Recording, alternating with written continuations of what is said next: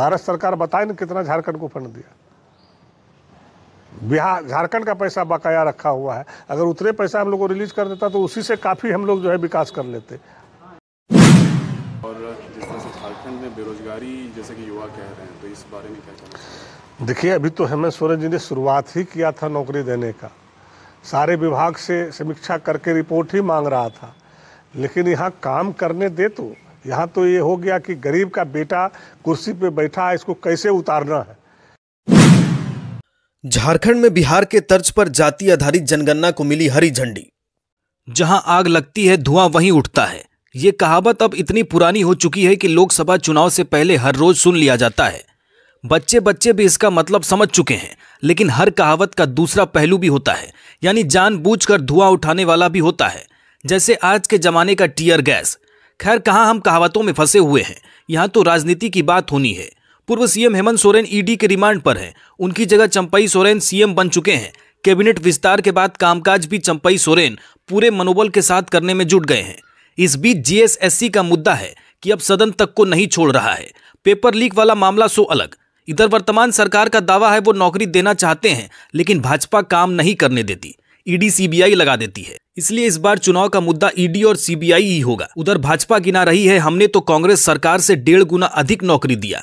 सिर्फ नौकरी ही नहीं, स्टार्टअप भी बढ़ गए हमारे समय में, यानी हर तरफ से रोजगार आया। अब भाजपा के नजर में पकौड़ा बेचना भी रोजगार है, ये अलग बात है। हालांकि कोई काम छोटा बड़ा नहीं होता।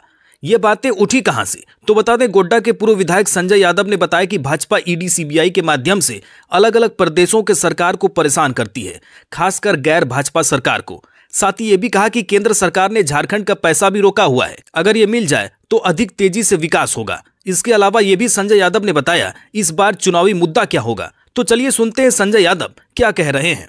पहले हम बधाई देते हैं माननीय मुख्यमंत्री जी को, जिन्होंने बड़ी ही सूझबूझ से जिस तरह बिहार में जातीय जनगणना कराया, और उसी पैटर्न पे कल के कैबिनेट में ये डिसीजन लिया गया माननीय मुख्यमंत्री जी के नेतृत्व में कि जातीय जनगणना सरकार यहाँ पे कराएगी। ये फैसला सराहनीय है, और राष्ट्रीय मोर्चा के तरफ से, जो ओबीसी के राष्ट्रीय मोर्चा है, उनके तरफ से हम बधाई देते हैं, उनको शुभकामनाएं देते हैं कि इसी ऊर्जा के तहत आप आगे काम करते रहिए।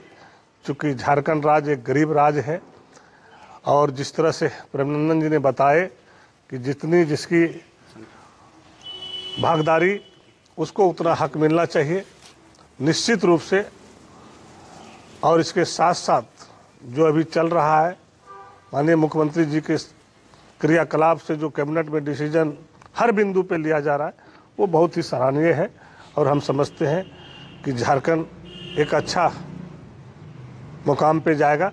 इसके लिए मुख्यमंत्री जी को बहुत बहुत बधाई, शुभकामनाएं। सर, चंपई सोरेन के नेतृत्व में अभी कैसा झारखंड, क्या कुछ आगे प्रोग्रेस करेगा, क्या लगता है? देखिए, अभी तो एक सप्ताह हुआ भी नहीं है, उसके बाद जो डिसीजन आदरणीय मुख्यमंत्री चंपई सोरेन जी का आ रहा है, निश्चित रूप से लगता है कि समय कम है, लेकिन इतने कम समय में वो 4 साल का मेकअप 9 महीना में करेगा, ये हमको विश्वास है।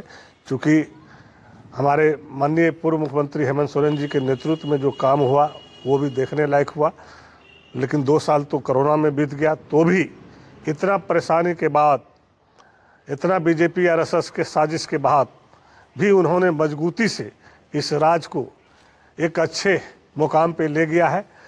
और उनका जो छूटा हुआ काम है उसको हमारे बड़े भाई चंपई सोरेन जी, जो भावी मुख्यमंत्री हैं, उन्होंने पूरा करेगा, ये हम लोगों को विश्वास है। और जिस तरह से झारखंड में बेरोजगारी जैसे कि युवा कह रहे हैं, तो इस बारे में क्या कहना चाहिए? देखिए, अभी तो हेमंत सोरेन जी ने शुरुआत ही किया था नौकरी देने का, सारे विभाग से समीक्षा करके रिपोर्ट ही मांग रहा था, लेकिन यहाँ काम करने दे। तो यहाँ तो ये हो गया कि गरीब का बेटा कुर्सी पे बैठा है, इसको कैसे उतारना है, इसको कैसे साजिश करके फंसाना है, इसको कैसे जेल में भेजा जाए, उसमें लगा हुआ। यहाँ काम करने दे रहा है कहाँ?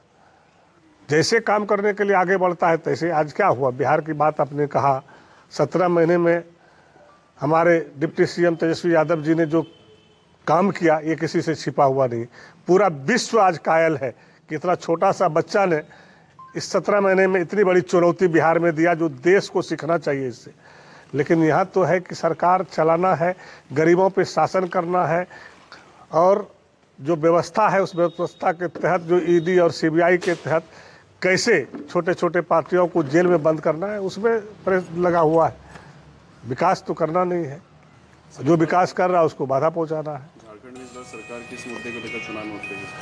बहुत सारे मुद्दे हैं। सबसे बड़ा मुद्दा है ईडी सीबीआई।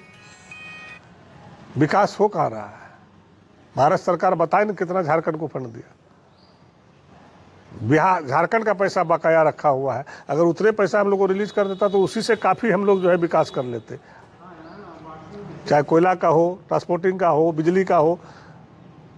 आप लोग ही ने तो बताते हम लोग को, तो आप समझ लीजिए कि आपकी कितनी भारत सरकार पे बकाया है। वो पैसा अगर रिलीज कर दे तो चारों तरफ विकास ही नज़र आएगा। कौन क्या बोलता है उस पर हमने देखते हैं। ये देखिए, ये सिर्फ जितना भी बातें करता है ये कोई आम जनता के लिए नहीं है, ये अडानी के लिए कारोबार हो रहा है, ये जान लीजिए। आज हम लोग यहाँ उपस्थित हैं मुख्य रूप से कल झारखंड की सरकार, जो माननीय मुख्यमंत्री श्री चंपई सोरेन जी के नेतृत्व में सरकार चल रही है, उस सरकार ने बिहार के तर्ज पर ही झारखंड में भी जाति आधारित जनगणना करने का फैसला लिया है। ये फैसला काफ़ी सराहनीय है और इसलिए हम लोग वर्तमान झारखंड सरकार को बधाई देते हैं, उनके प्रति आभार प्रकट करते हैं, धन्यवाद प्रकट करते हैं। और ये मांग बरसों से लगातार उठ रहा था और ख़ास करके राष्ट्रीय ओबीसी मोर्चा इस मांग को लेकर के हमेशा ये कार्यक्रम करते रहता था। और हम लोग का मांग हमेशा से ये रहा कि जाति आधारित जनगणना हो और जिसकी जितनी आबादी सत्ता में उसकी उतनी भागीदारी हो। ये हमारे जो पूर्वज नेता हुआ करते थे, लोहिया जी, जगदेव कुशवाहा जी, भीमराव अंबेडकर जी, कर्पूरी ठाकुर जी, हमारे लालू प्रसाद यादव जी, मुलायम सिंह यादव जी, शिबू सोरेन जी, इन लोगों का ये था। उस सोच को अभी अमली जामा पहनाने के लिए कल कैबिनेट का फैसला हुआ है।